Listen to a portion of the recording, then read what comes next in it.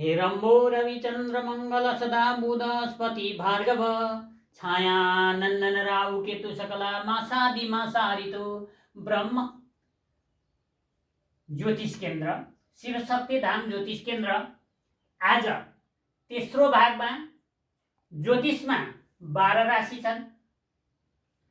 12 राशिहरू निम्नलिखित छन् र 12 राशिमा कुन कुन राशिका कुन कुनमा के अङ्क हुन्छ यस विषयमा जान्न चाहन्छ, बुझाउन चाहन्छ र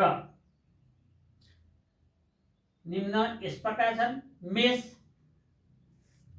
1 अङ्कमा 1 भनिन्छ जसको मालिक मङ्गल। वृष 2 शुक्र, मिथुन 3 बुध, कर्कट 4 चन्द्रमा,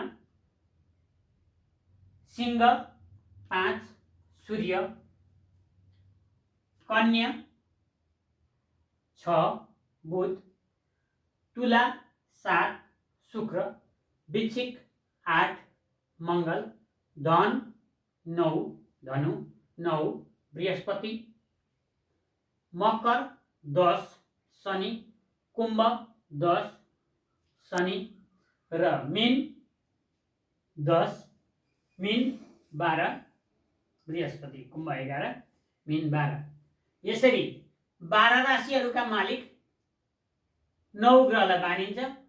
शुक्रको 2 घर, शनिको 2 घर र बृहस्पतिको 2 घर मानेर यिनीहरूको घर यसरी राखिन्छ। अब हामी चौथो भागमा यी ग्रहहरू कुन कुन राशिमा उच्च हुन्छन् बुझाउने चेष्टा गर्नेछौँ र यो आजको यो राशि, घर र मालिक विषयलाई हजुरहरूले अगाडि बढाइदिए, यो ज्योतिषलाई अगाडि बढाइदिनु हुने अनुरोध गर्दछु। नमो नारायण।